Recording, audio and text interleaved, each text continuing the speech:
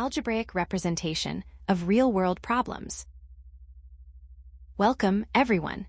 Today, we are going to explore a fundamental skill in mathematics, algebraic representation of real-world problems. Now, think about the math problems you encounter in your daily life. Often, we don't just see numbers and symbols. Instead, we encounter situations described through stories, narratives, or what we call word problems. To tackle these challenges using the power of algebra, we cannot simply jump into calculations. We first need to perform a crucial step. We must translate those linguistic descriptions, the actual English sentences, into a mathematical model, which is essentially a set of equations. This vital process of turning words into math is what we call algebraic representation.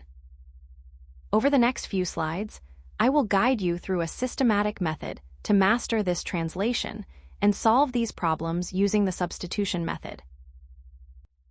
Solving with substitution method. Now that we understand that the core of this topic is the process of translation, let's look at how we actually reach a solution. Once you have successfully converted that real-world scenario into a pair of linear equations in two variables, you have essentially turned a complex story into a solvable math problem. At this stage, we can apply the substitution method. This is a specific algebraic technique that allows us to systematically find the exact numerical values of our unknowns, which we'll be practicing in the upcoming examples. The step-by-step process of translation. Now that we understand the concept of algebraic representation, we need a reliable strategy to apply it. Translating a word problem into equations requires a systematic approach to ensure no information is missed. If we jump straight into the math without a plan, it is very easy to overlook a crucial detail. To help you navigate this, we are going to follow a specific step-by-step process, which I will break down for you in the next few slides. Step 1. Identify the unknowns. Now that we have our systematic approach in mind, let's dive into the very first step. Step 1 is to identify the unknowns. Before you even pick up your pen to write an equation, you must read the problem carefully. Your primary goal here is to determine exactly what the question is asking you to find.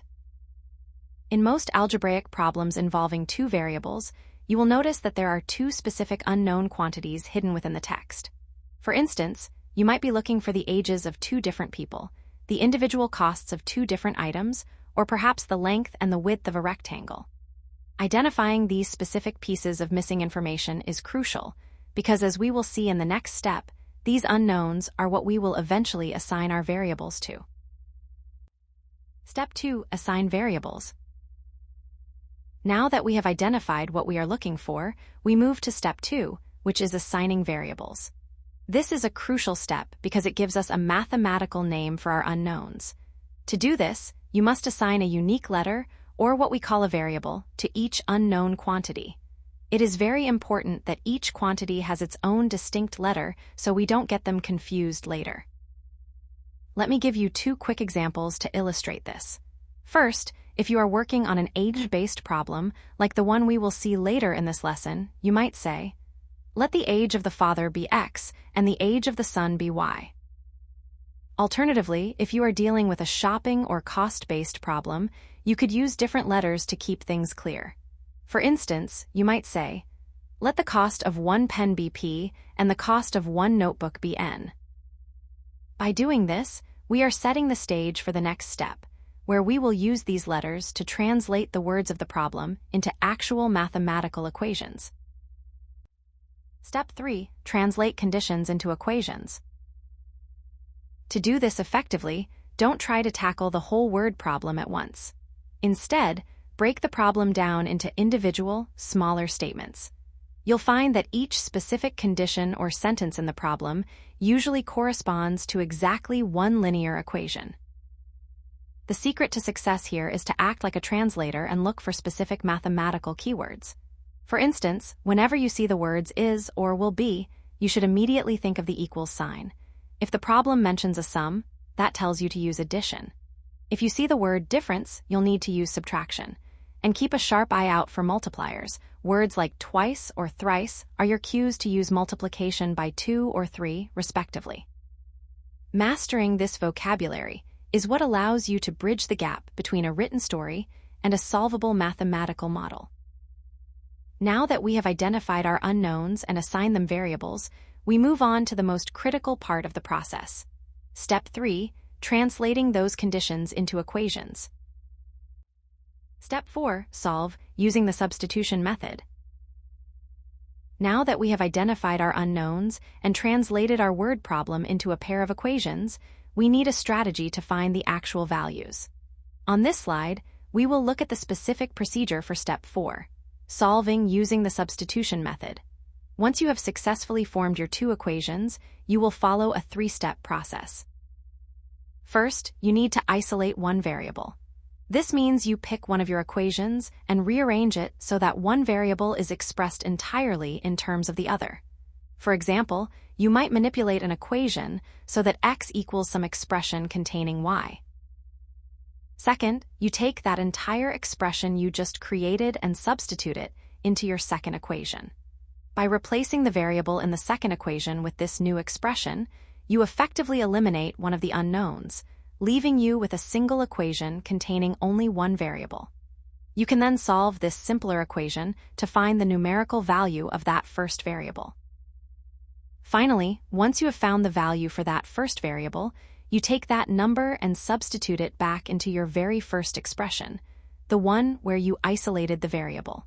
This will allow you to calculate the value of the second variable. By following these steps, you move from a complex problem with two unknowns to a clear, final answer. We will put this exact logic into practice in the next slide with our first example involving Nuri and Sanu's ages. Step 5, interpret the result. Now that we have successfully used the substitution method to find our numerical values, we have reached the final, and perhaps most important, step. Step 5, which is to interpret the result. It is very easy to get caught up in the algebra and stop once you find that, for example, x equals 45. However, remember that in a real-world problem, x isn't just a number. It represents something specific, like an age or a cost. So, always take a moment to relate those numbers back to the original story. Instead of just leaving your answer as a set of variables, conclude with a complete sentence, such as, "The father is 45 years old." This ensures your answer actually addresses the question asked. In the next few slides, we are going to put this entire process into practice by walking through two concrete examples, an age-based problem and a cost-based problem. Illustrative example 1, age-based problem. Now that we have reviewed the systematic 5-step process for translating words into equations, let's put that theory into practice with our first illustrative example. Please look at the problem presented here. It is an age-based word problem, which can often be tricky. The problem states, 5 years ago, Nuri was thrice as old as Sanu. 10 years later, Nuri will be twice as old as Sanu. Our ultimate goal, as stated in the problem, is to find their present ages. As we move to the next slide, we will apply the steps we just learned, identifying the unknowns, assigning variables, and carefully translating these two specific time-based conditions into a system of linear equations. Step-by-step solution for age-based problem. First, we need to define our variables. As we learned in Step 2, we shouldn't just jump into math. We need to be clear about what our letters represent. So, let's let the present age of Nuri be x years, and let the present and current age of Sanu be y years. Let's look at the first condition, which refers to the time 5 years ago. If we go back 5 years, Nuri's age would be x minus 5, and Sanu's age would be y minus 5. The problem tells us that at that time, Nuri was thrice or 3 times as old as Sanu. So we write this as x minus 5 equals 3, multiplied by the quantity y minus 5. To make this easier to solve later, let's simplify this. Distributing the 3 gives us x minus 5 equals 3y minus 15. If we move the terms around to group our variables, we get our first official equation. X minus 3y equals negative 10. We'll label this as equation 1. Now let's look at the second condition, which describes the situation 10 years later. In 10 years, Nuri will be x plus 10, and Sanu will be y plus 10. The problem states that Nuri will then be twice as old as Sanu. Translating this, we get x plus 10 equals 2 multiplied by the quantity y plus 10. Again, let's simplify. Distributing the 2 gives us x plus 10 equals 2y plus 20. By subtracting 2y and 10 from both sides, we arrive at our second equation. X minus 2y equals 10. We'll call this equation 2. Now that we have the problem statement on the screen, let's move into the actual solution. We'll follow the systematic process I mentioned in the previous slides. Next, we move to step 3, formulating our equations. This is the most critical part, translating the English sentences into math. Now we have a pair of linear equations, and in the next slide, I will show you how to use the substitution method to find the actual ages. Solve using substitution for age-based problem. Now that we have successfully formulated our two equations from the age problem, we move on to step 3, solving the system using the substitution method. First, let's look at our first equation, which is x minus 3y equals negative 10. To make things easier, we want to isolate x.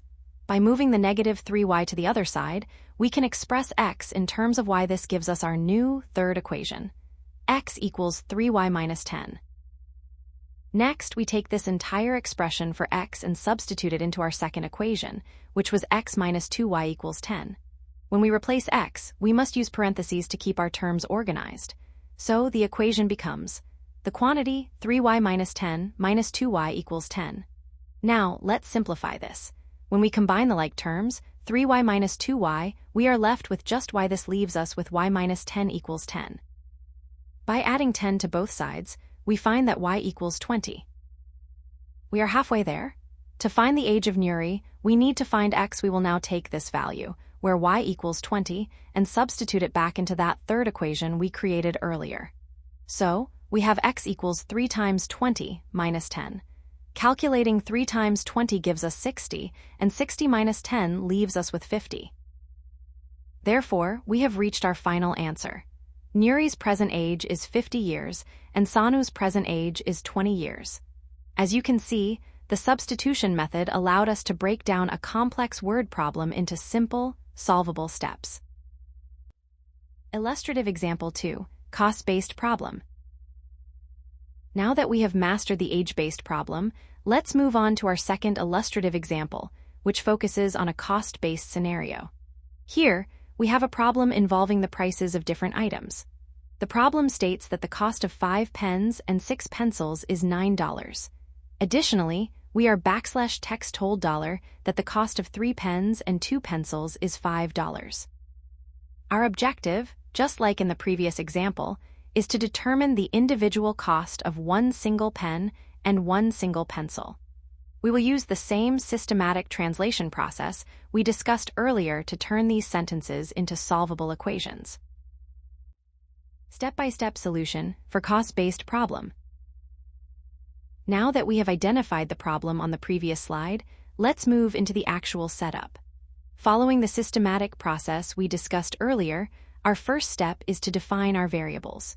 To keep things clear, let's let x represent the cost of one pen in dollars, and let y represent the cost of one pencil in dollars. Next, we need to formulate our equations by translating the two conditions provided in the problem. For the first condition, which states that the cost of 5 pens and 6 pencils is $9, we can write this as 5x plus 6y equals 9. We'll label this as our first equation. For the second condition, where the cost of 3 pens and 2 pencils is $5, we write 3x plus 2y equals 5. This will be our second equation. Now that we have our pair of linear equations, we are ready to move on to the next slide to solve them using the substitution method. Solve using substitution for cost-based problem. Now that we have established our two equations from the previous slide, let's move on to step 3, solving the system using the substitution method. First, we need to isolate one of our variables. Let's look at equation 2, which is 3x plus 2y equals 5. To make things easier, let's express 2y in terms of x. If we subtract 3x from both sides, we get 2y equals 5 minus 3x now. To solve for y alone, we divide the entire right side by 2. This gives us our new equation 3, where y equals the quantity 5 minus 3x all over 2. Next, we perform the actual substitution. We are going to take this expression for y from equation 3 and plug it into equation 1. Remember, equation 1 is 5x plus 6y equals 9. So, replacing y, we get 5x plus 6 times the quantity 5 minus 3x, all over 2, equals 9. Now, let's simplify this step by step. Notice that the 6 outside the parentheses and the 2 in the denominator can be simplified. 6 divided by 2 is 3. This leaves us with 5x plus 3 times the quantity 5 minus 3x, which equals 9. Distributing the 3 into the parentheses, we get 5x plus 15 minus 9, x equals 9. Combining our like terms, 5x minus 9x gives us negative 4x, so negative 4x plus 15 equals 9. To isolate the x term, subtract 15 from both sides, which leaves us with negative 4x equals negative 6. Dividing negative 6 by negative 4, we find that x equals 1.5. We are almost there. To find the value of y, we take this value of x, which is 1.5, and substitute it back into our equation 3. This gives us y equals the quantity 5 minus 3 times 1.5, all over 2. Calculating the numerator, 3 times 1.5 is 4.5. So, we have 5 minus 4.5, which is 0.5. Finally, dividing 0.5 by 2, we get 0.25. To wrap everything up, we must interpret our results back into the context of our original problem. Our final answer is that the cost of one pen is $1.50, and the cost of one pencil is 25 cents. Common mistakes to avoid. Now that we have worked through those 2 detailed examples, I want to pause and discuss some common pitfalls. As you move from translating word problems to solving them, there are 4 specific mistakes that even advanced students often make. First, let's talk about incorrect variable assignment. It is very easy to get lost in the numbers, but you must never forget to explicitly state what your variables represent. For instance, don't just write x and y. Clearly state, let x be the age of Nuri. If you don't define your variables at the very beginning, you might find yourself with a correct numerical answer, but no idea what it actually means when you reach the end of the problem. Second, be very careful with misinterpreting time-based changes. This is particularly tricky in age-based problems like the one we just solved. If a problem mentions 5 years ago, remember that time passes for everyone. You must subtract 5 from both variables. A very common error is to subtract 5 from only one person's age, which will lead to an incorrect system of equations. Third, watch out for sign errors during the substitution method. When you are taking an expression, such as 3y minus 10, and plugging it into another equation, I strongly recommend that you always use parentheses. This is crucial because it ensures that any negative signs or multipliers are distributed correctly across every term inside the parentheses. Without them, a simple sign error can ruin your entire calculation. Finally, pay close attention to your linguistic translation, specifically regarding the confusion between more than and times. These are 2 very different operations. If a problem says 5 more than x, that translates to x plus 5. However, if it says 5 times x, that means 5x. Distinguishing between addition and multiplication is the foundation of a correct algebraic representation. Keep these points in mind as we wrap up with our final summary of the lesson. Key takeaways. First and foremost, remember that translation is key. As we saw in our age and cost examples, the most critical part of the entire process is that initial transition, moving from English sentences to mathematical equations. If your translation is incorrect, even the best algebra won't save the result, so take your time with the wording. Second, maintain consistency. Throughout the steps we practiced, you noticed that the variables we assigned at the very beginning must represent the same quantities in every equation we create. If x represents the cost of a pen in your first equation, it must represent the cost of a pen in your second equation as well. Third, always perform a verification. One of the best things about algebra is that you can check your own work.